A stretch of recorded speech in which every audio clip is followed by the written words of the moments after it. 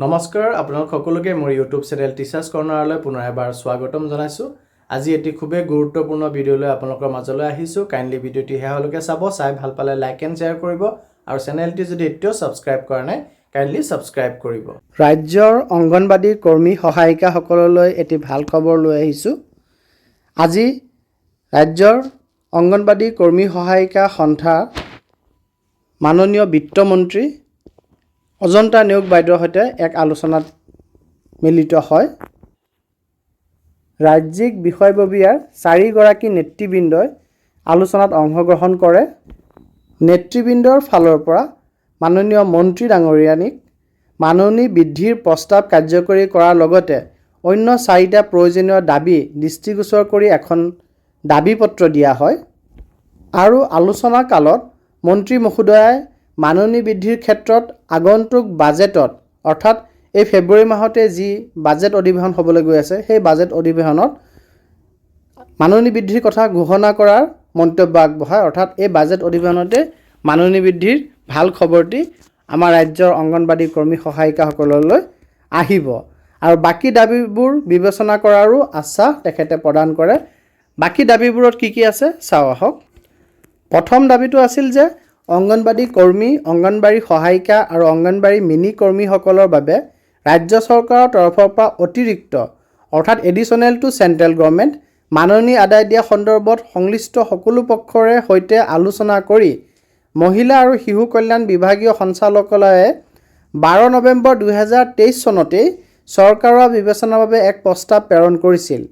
আপোনালোকৰ জ্ঞাতাৰ্থে প্ৰস্তাৱৰ এটি ফটোকপি সংলগ্ন কৰা হ'ল। আমাৰ সংগঠনৰ অভিমত হ'ল উল্লেখিত প্ৰস্তাৱক ন্যূনতম ভিত্তি হিচাপে বিবেচনা কৰিব লাগে। অৰ্থাৎ সেই প্ৰস্তাৱত যোনটো এমাউণ্ট উল্লেখ আছে মাননী হিচাপে সেই এমাউণ্টটোক মিনিমাম বেছড এমাউণ্ট বুলি গণ্য কৰিব লাগে। আৰু বৰ্তমানে অসমত জীৱন নিৰ্বাহৰ খৰচ বিবেচনা কৰি উক্ত প্ৰস্তাৱত ধাৰ্য মাননীতকৈ কিমান বেছি দিব পৰা যায় তাৰ পৰামৰ্শ দিব নিশ্চয়।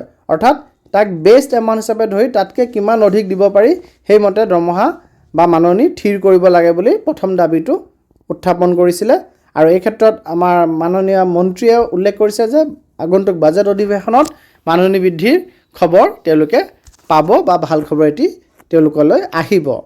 আৰু 2 নম্বৰ পইণ্টত আমাৰ যি মই কেইদিনমান আগত এটা ভিডিঅ' বনাইছিলোঁ, গুজৰাট উচ্চ ন্যায়ালয়ে অংগনবাদী কৰ্মী সহায়িকাসকলৰ ক্ষেত্ৰত নিয়মীয়া কৰ্মচাৰীৰ স্বীকৃতি দিবলৈ গুজৰাট চৰকাৰক নিৰ্দেশ দিছে।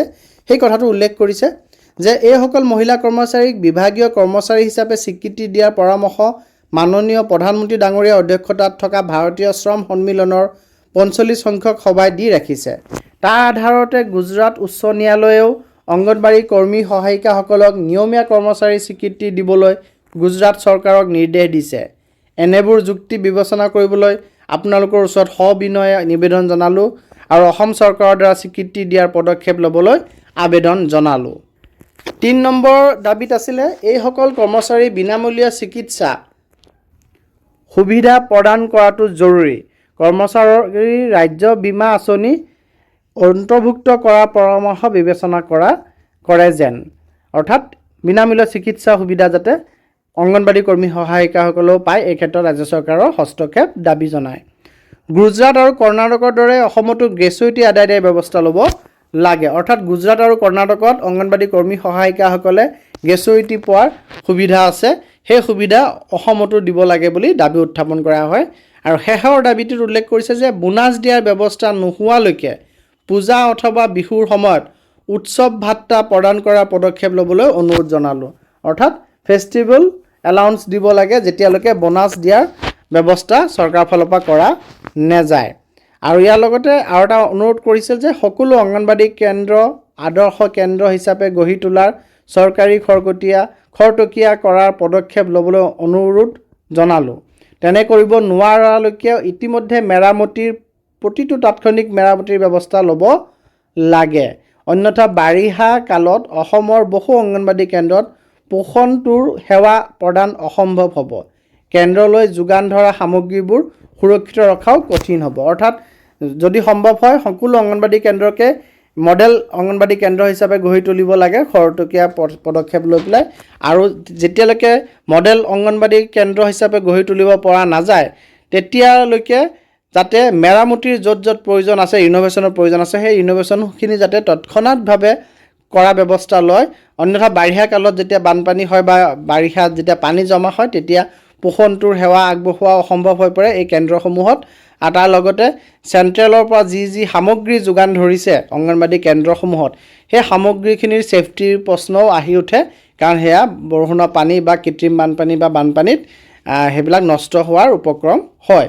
সেই গতিকে ব্যৱস্থা ল'বৰ কাৰণেও অনুৰোধ কৰে। গতিকে শেষত এটা কথা ক'ব পাৰি যে আমি আৰু 8-10 দিন বা তাতকৈ কম দিনৰ ভিতৰতে আমি এটি ভাল খবৰ পাম বুলি আশাত আছোঁ। অংগনবাদী কৰ্মী সহায়িকাসকল যিসকলে অতি নিম্ন মাননীত বহু বেছি শ্ৰম আগবঢ়াই আছে, তেওঁলোকলৈ চৰকাৰৰ পক্ষৰ ফালৰ পৰা তেওঁলোকৰ মাননী বৃদ্ধি, এটা ভালে পৰিমাণৰ মাননী বৃদ্ধিৰ আমি সকলোৱে আশা ৰাখিছোঁ। গতিকে সেই ভাল খবৰটি আমি পাম বুলি আশা ৰাখিলোঁ। ধন্যবাদ।